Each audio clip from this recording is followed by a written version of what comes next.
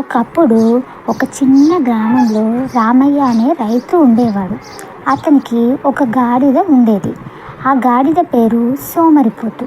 పేరు మాత్రమే కాదు, నిజంగానే అది చాలా సోమరిపోతు.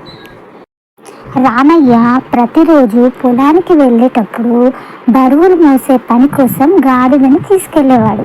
కానీ సోమరిపోతు ఒక్క అడుగు వేయడానికి కూడా చెమటలు పెట్టించేది.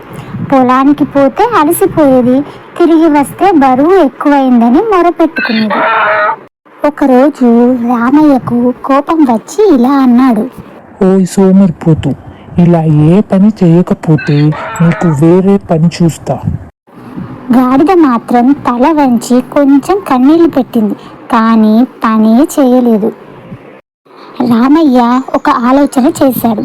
అతను గాడిదపై వెన్న బరువులు పెట్టి గాడిదను బజారుకు తీసుకెళ్లాడు. ఆ మార్గంలో కొందరు పిల్లలు గాడిదను చూసి నవ్వుతూ ఇలా అన్నారు. ఏమండి, గాడిదేనా ఇది? వెన్న తీసుకెళ్లడమే పనా? గాడిద సిగ్గుతో తలదించుకుంది. అప్పుడు రామయ్య నవ్వుతూ అన్నాడు. ఇప్పుడు నీకు అర్థమైందా సోమరిపోతు? పని చేయకపోతే అందరూ నిన్ను చూసి నవ్వుతారు. అప్పటి నుంచి గాడిద మారిపోయింది. రోజు సాయంకాలం పనిచేసి రాత్రికి గౌరవంగా భోజనం చేసి నిద్రపోవడం ప్రారంభించింది. ఇప్పుడు గ్రామంలో దాని పేరే పాపులర్, మారిపోయిన సోమరిపోతు.